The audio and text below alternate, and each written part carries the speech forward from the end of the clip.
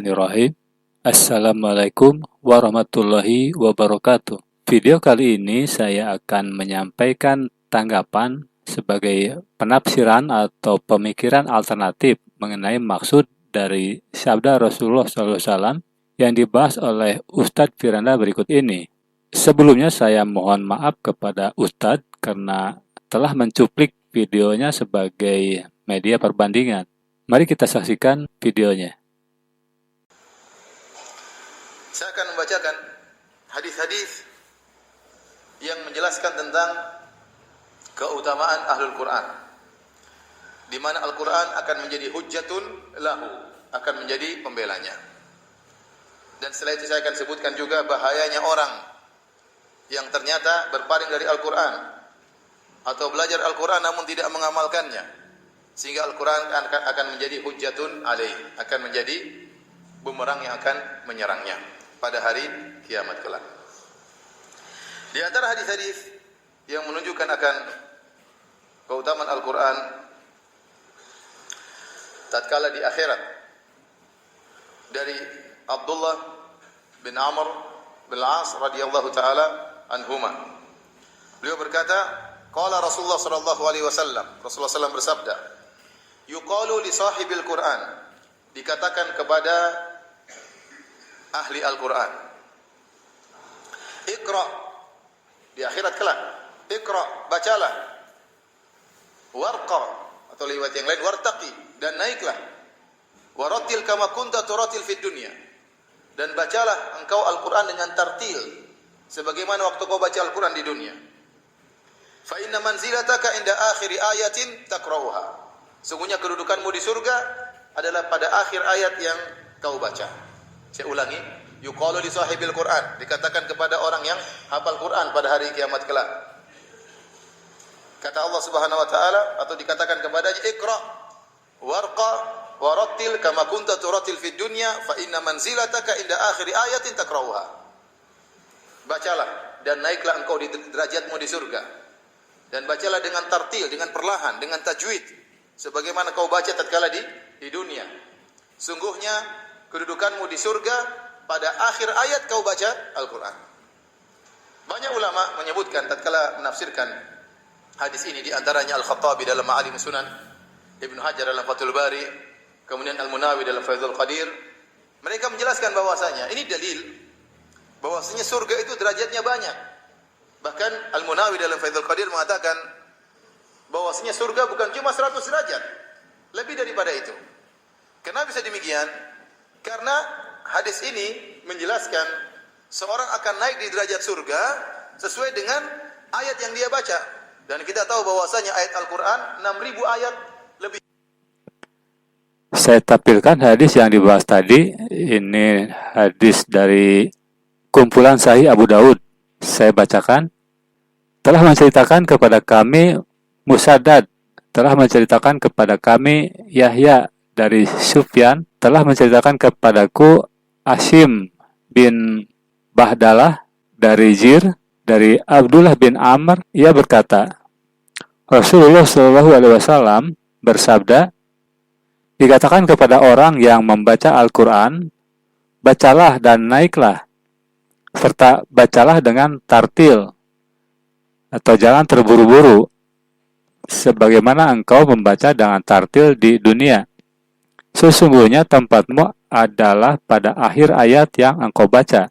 Sabda Rasulullah SAW yang di akhir kalimatnya menggunakan bahasa sastra ini menyampaikan 3 pelajaran penting, yaitu 1. Keharusan kita sebagai umat Islam untuk membaca Al-Quran. Yang kedua, keharusan tartil atau perlahan-lahan dalam membacanya. Kemudian yang ketiga, kalimat sesungguhnya tempatmu adalah pada akhir ayat yang engkau baca. Sepenggal kalimat ini bahasa yang tidak mudah dipahami, artinya perlu penafsiran yang menjelaskan. Idealnya kita harus mendapatkan penjelasan dari Rasulullah SAW itu sendiri. Tapi sebetulnya Rasulullah SAW tidak menjelaskannya. Dengan cara inilah salah satu sifat atau kuasa Allah yang diinformasikan dalam Al-Quran surat Asy-Syams ayat 8 bahwa Allah mengilhamkan kepada jiwa itu kefasikan dan ketakwaannya. Jika Rasulullah SAW tidak menjelaskan maknanya, maka ini menjadi lahan perlombaan ijtihad bagi semua orang untuk siapa yang mendapatkan petunjuk yang benar dari Allah Subhanahu wa taala. Bagaimanapun caranya, mau nyari petunjuk di Al-Qur'an, mau nyari di hadis atau melalui terjemaah atau melalui langsung bahasa Arabnya, itu bebas-bebas saja. Yang penting mendapatkan ilmu yang benar dari Allah, begitu. Tapi sering kita dengar dari orang yang sudah merasa pintar berbahasa Arab, melecehkan seseorang dengan mengatakan kalimat seperti begini. Bagaimana bisa, katanya, seseorang yang tidak paham bahasa Arab berfatwa atau berceramah tentang agama Islam, padahal sumbernya ajaran Islam itu berbahasa Arab, begitu. Dan kalimat-kalimat lain sejenisnya. Padahal di dalam Al-Quran itu sendiri ada riwayat seorang bayi yang baru lahir yang bisa mengutarakan fakta kebenaran ibunya karena kehendak Allah Subhanahu wa taala. Lalu apakah mustahil orang yang tidak belajar Islam kemudian tiba-tiba bisa menafsirkan sebuah atau beberapa ayat Al-Quran jika Allah menghendaki? Maka pelecehan itu sebenarnya melecehkan kekuasaan Allah atau kehendak Allah Subhanahu wa taala.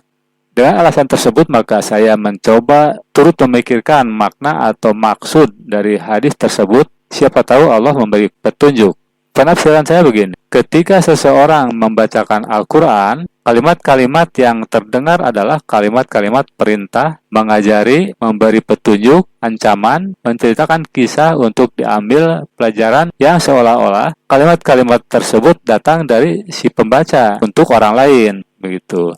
Nah, dengan hadis tersebut, Nabi SAW menjelaskan bahwa si pembaca itu tempatnya atau posisinya atau kedudukannya di akhir ayat yang dibacanya. Ketika si pembaca itu membaca ayat perintah, maka si pembaca adalah orang yang diperintah kalimat tersebut yang harus dilaksanakan perintah itu. Ketika si pembaca itu membaca ayat pelajaran, maka si pembaca adalah orang yang diberi pelajaran dan harus memahami dan memanfaatkan pelajaran itu dan seterusnya.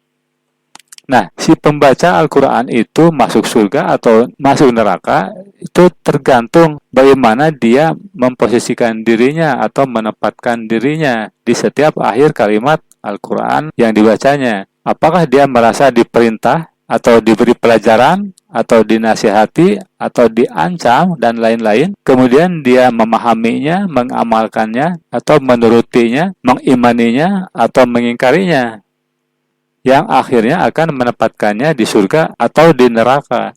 Sama halnya dengan hadis berikut.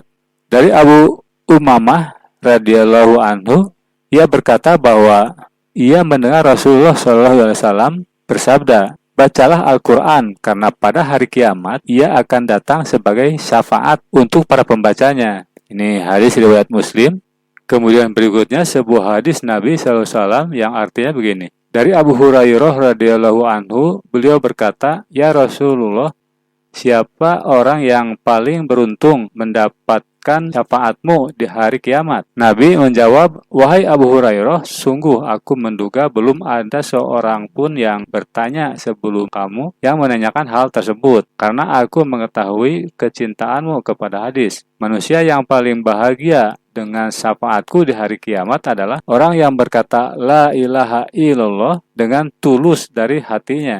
Hadis riwayat Bukhari, Muslim, dan lainnya. Bayangan mudahnya dari hadis-hadis tersebut, ketika kita akan mendapatkan azab di akhirat nanti, maka akan datang Al-Quran dan Nabi Muhammad SAW yang akan menyelamatkan kita dari azab Allah tersebut. Tidak tahu dengan bentuk seperti apa Al-Quran itu datang. Nah, tafsiran saya begini. Ketika di akhirat itu akan datang menyelamatkan kita syafaat bacaan Al-Quran yang berupa riwayat atau catatan bahwa jiwa kita banyak amal baiknya dan tidak ada dosa yang berarti karena banyak membaca Al-Quran dan mengamalkannya dan mengikuti sunnah Nabi SAW. Dikatakan manusia yang paling bahagia dengan syafaatku di hari kiamat adalah orang yang berkata la ilaha illallah dengan tulus dari hatinya. Karena orang yang mengatakan la ilaha illallah dengan tulus dari hatinya, maka dia akan menjadi orang yang bertakwa atau mengikuti Al-Quran dan hadis secara total. Begitu. Sehingga ia dapat mencapai kebahagiaan di dunia ataupun di akhirat. Dampak dari kedua pemahaman yang berbeda ini mengarahkan cara beramal ibadah yang berbeda pula. Dari pemahaman yang disampaikan Ustadz, seolah-olah umat diharapkan banyak-banyak menghafal Al-Quran untuk mencapai tingkatan tertinggi derajatnya dari surga. Seolah-olah tidak memperdulikan paham tidaknya Al-Quran yang dibacanya tersebut, diamalkan tidaknya perintah-perintahnya, ditinggalkan tidaknya larang-larangannya. Sementara pemahaman yang saya uraikan mengarahkan agar umat membaca Al-Quran, memahaminya, dan mengamalkannya untuk dapat meraih surganya Allah. Nah, sekarang silakan bandingkan antara pemahaman yang saya uraikan dengan pemahaman yang disampaikan Ustadz tadi. Pemahaman yang mana yang merupakan ilham kefasikan dan pemahaman yang mana yang merupakan ilham ketakwaan. Silakan kaji ulang, pikir ulang, diskusikan. Jangan takut kepada saya karena saya tidak pantas ditaklidi oleh siapapun. Karena saya bukan ustadz, bukan kiai, bukan ulama, tapi mungkin ubaru yang mengkaji Islam dengan gaya bebas. Tapi siapa tahu ini adalah ilmu dari Allah yang tidak boleh saya sembunyikan. Semoga bermanfaat. Wassalamualaikum warahmatullahi wabarakatuh.